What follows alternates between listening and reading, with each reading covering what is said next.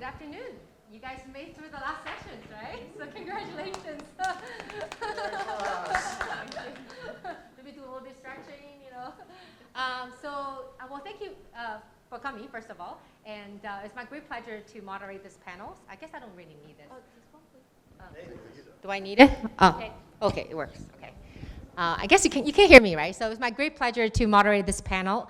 And my name is Juliette, and today we have a very diverse panelist. So we have Israeli entrepreneur, and first of all, we have a seasoned business executives and Israeli entrepreneurs, and also investment professionals. So we want to try to keep this as interactive as possible, the panel, and also from a very different sort of perspective. You know, there's investors, there's entrepreneurs, and also business executive in the market for the last 20 years. So feel free to ask for any questions, and you know, just raise your hand.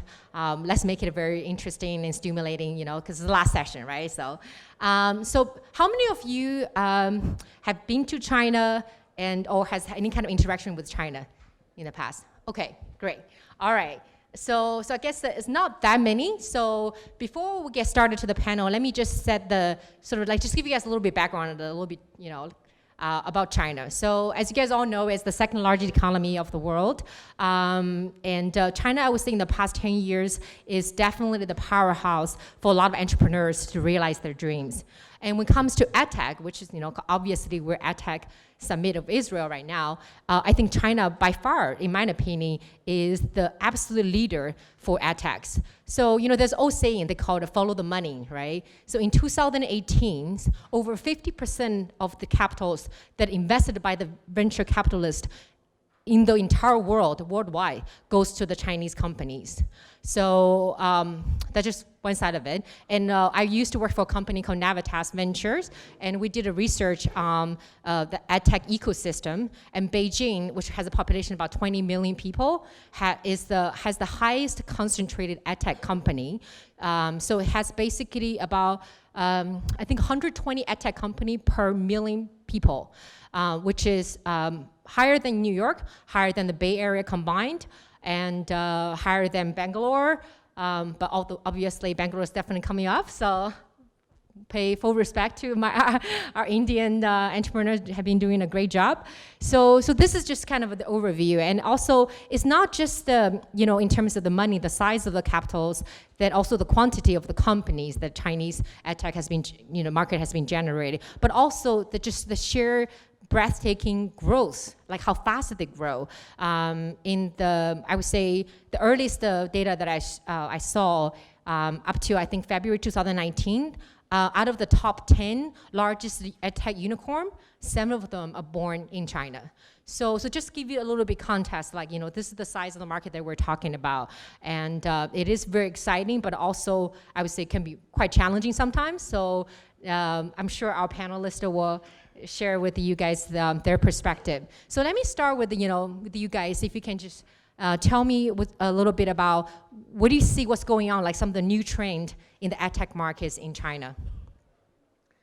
Yeah, so why not? It's okay. Like, should I name pick? Why don't I pick you? You're the gentleman. Hi everyone. I'm the only. You're the only gentleman on this panel, so. Okay, so many people today. So, first of all, I think you've heard the session before about where the Chinese EdTech market is going. China is a huge market, and you can see everything, every aspect of the EdTech technology related products over there. So I encourage you, please all come to China. Even though it's a little bit hard than other places, it's a very, very good market for you to be at.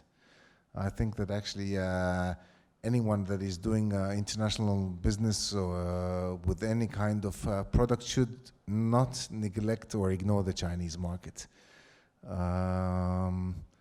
That's the basic thing, I think, and really, there is everything in China, so just go there. Okay, so I've been living in China for the past 8 years. I lived in Beijing for 6 years and the past 2 years in Shanghai. And I think the EdTech industry, it is booming. It is very interesting. I would say healthcare and education are the most important industries right now. There is a huge interest, and parents in China are willing to spend a lot of money for their children's education. And that goes for everything, for the after-school activities, in order for them to be successful in life. There is one test that basically tells what is the future of your child. It's called the Gaokao. You finish the school, you do this test, and this will say whether you go to this university or this university. And they put a lot of effort on the children, and that's why there is a lot of different companies that suggest different services for children's education, such as English, which is very important. That's why I think Xintongfeng is so big. And then there are other companies that are doing coding, they're doing music, they are doing anything you can think of, just to help the children to learn better, to be more successful, and succeed in life. Thank you. Both of you are very well known about the China market, and you shared the insights from the foreign side, and I will share some insights from the insider side.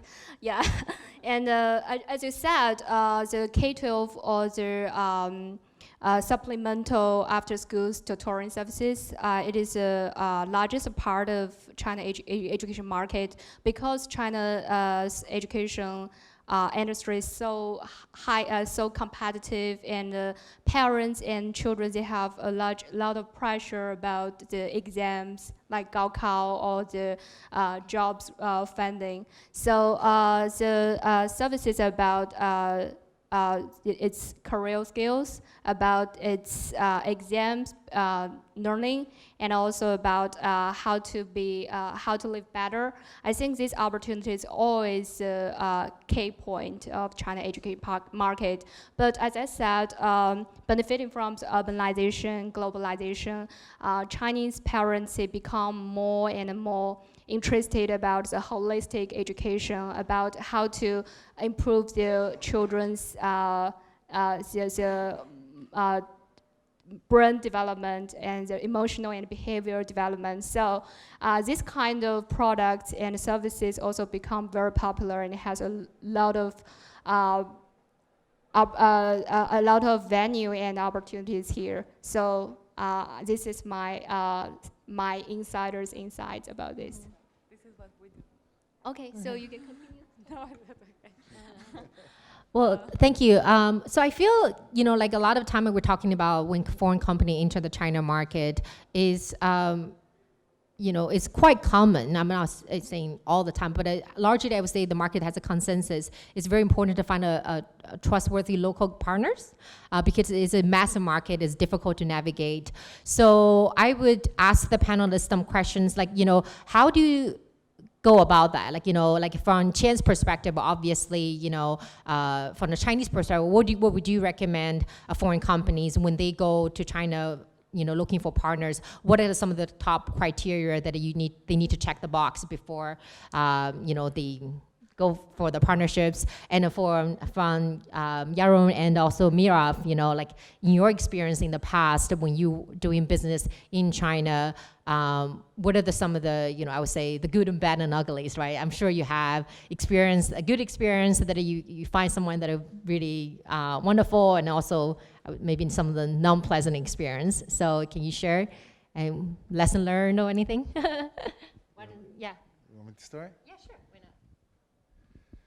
not? Well, I can tell you one thing. China is far, the culture is different, the business culture is more different. My best tip would be dedication. Be dedicated to the Chinese market. If you decide you want to go to the Chinese market, be dedicated to this. It's not coming once a year and think that you have one partner, then all the business is gonna flow. It's not simple. It takes time. Be there. Prepare to be there at least once a month. Prepare to have a local presence in this way or another. Prepare for a lot of expenditures. China is not cheap as you think. Some of you have been there, I can see it, but it's not buying a shirt in the market or eating a meal in a local restaurant. It's more than that.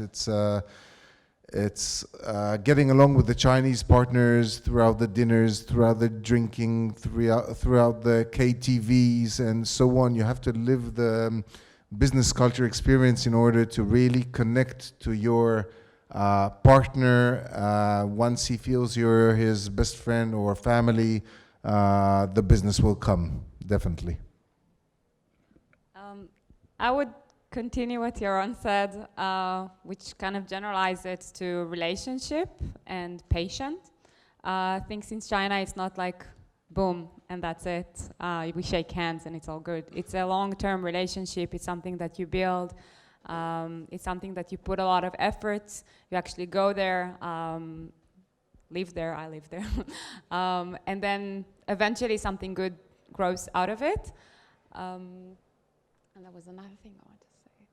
Yeah, it will come back. But yeah, build a relationship, be there for the long run, not just for now. Okay, I strongly agree with you. And I want to add up some details. Because as I said, China's education market is most competitive, and the parents and children's demand for the education is so diverse, and they require very high quality content and services about education, not only in the English learning, but also after school tutoring and holistic and things like that.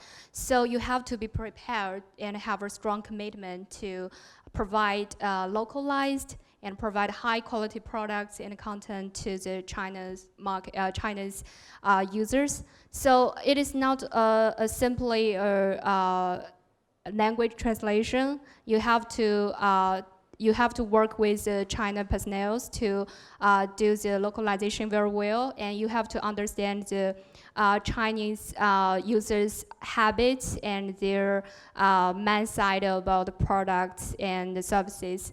So I think first things you should be prepared. Second things you find a trustworthy and a very experienced partner in China, and this will help you to enter into this market and target your users very quickly.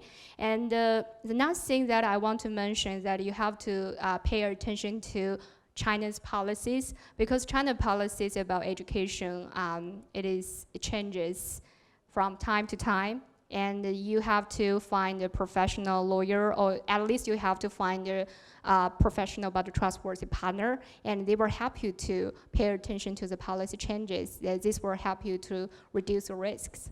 That is. I would just want to add a little bit thing. Even though there is a policy and there is policy changes, once you find the right partner, he can get you through these changes or the governmental difficulties.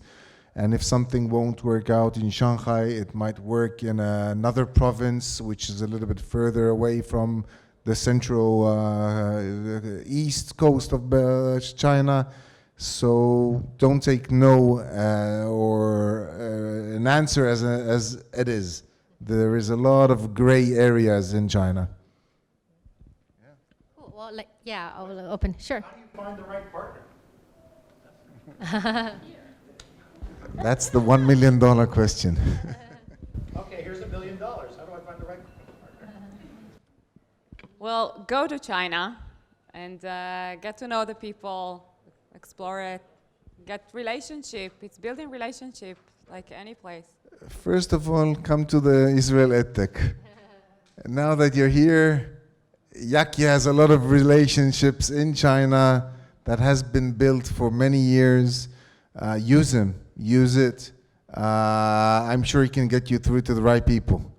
And it's a lot about hard work, reading about China, being there, meeting more people. Every person you will meet will add something to your knowledge, and then finally you're going to find the right partner.